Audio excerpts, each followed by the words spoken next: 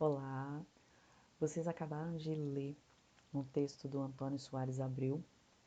É o capítulo 1, o início dos nossos estudos. Neste texto, o Antônio Soares falou sobre, o título é Texto, Discurso e Enunciação. Ele explicou esses três conceitos. Na verdade, ele começou explicando a enunciação, então eu vou explicar muito brevemente o que é que ele quis dizer ali, só para a gente conseguir bater um papo sobre esse texto. Enunciação é a intenção do falante, a intenção do produtor do texto, lembrando que o texto pode ser verbal ou não verbal, e todo texto tem uma intenção. O Antônio Soares, ele trouxe no capítulo intenções muito básicas, digamos assim, aquelas intenções do dia a dia, quando a gente quer pedir alguma coisa para alguém, mas usa uma pergunta para pedir, não pede diretamente. Esse nível de intenção, ele não está só na conversa do cotidiano. Essa intenção, ela também vai para textos maiores, digamos assim, ela vai para outros tipos de produção. A gente vê muito isso o tempo todo na mídia, a maneira como que a construção de um texto, que a construção de um título pode defender uma causa, pode defender um político, pode também atacar. Então, é desse nível de intenção que a gente está falando no texto. E mais à frente a gente vai ver exemplos disso, né? Hoje é só uma introdução, por isso a minha explicação também vai ser bastante breve.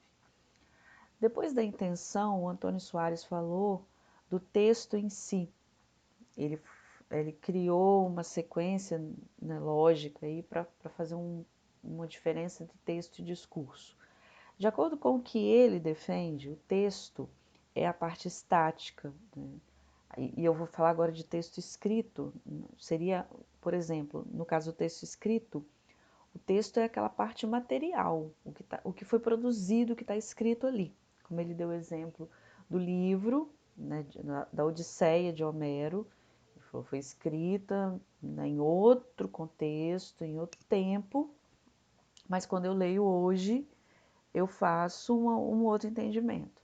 Então, o texto, ele considera que é a parte material. E o discurso é a completude do ciclo, digamos assim, é quando o texto chega ao leitor. E aí esse leitor, com todo o repertório que ele tem, com tudo que ele sabe, com tudo que ele viveu, ele vai ler aquele texto e vai produzir um sentido, né? É o sentido, é o discurso. Então, o discurso ele é histórico. Ele é histórico, ele traz ali questões bem maiores, bem mais amplas e profundas, e que a gente precisa saber analisar.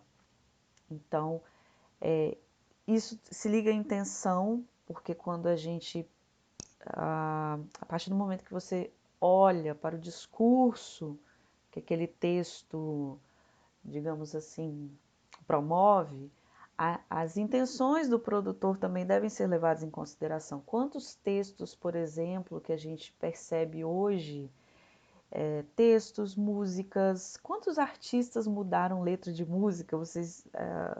A gente pode até pesquisar isso, mas quantos artistas mudaram letras de música, letras que foram feitas em anos passados, em épocas passadas, e que hoje aqueles artistas consideram as letras inadequadas porque trazem algum preconceito, alguma ideia ultrapassada, e mudaram o texto, né, que o Antônio Soares chama de a parte estática. Então, o artista olha hoje para a sua produção musical, eu não vou arriscar falar um artista, porque eu já li várias matérias sobre isso, mas eu não vou lembrar de um, mas isso é fácil de achar na internet.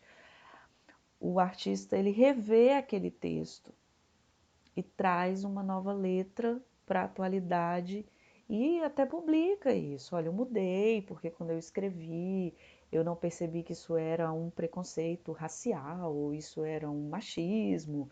Enfim, hoje eu não concordo com isso, né? Então, o que aconteceu? Mudou o discurso. Aquele texto hoje, aquele texto, depois de um tempo, ele passou a denotar um outro discurso. Então é isso.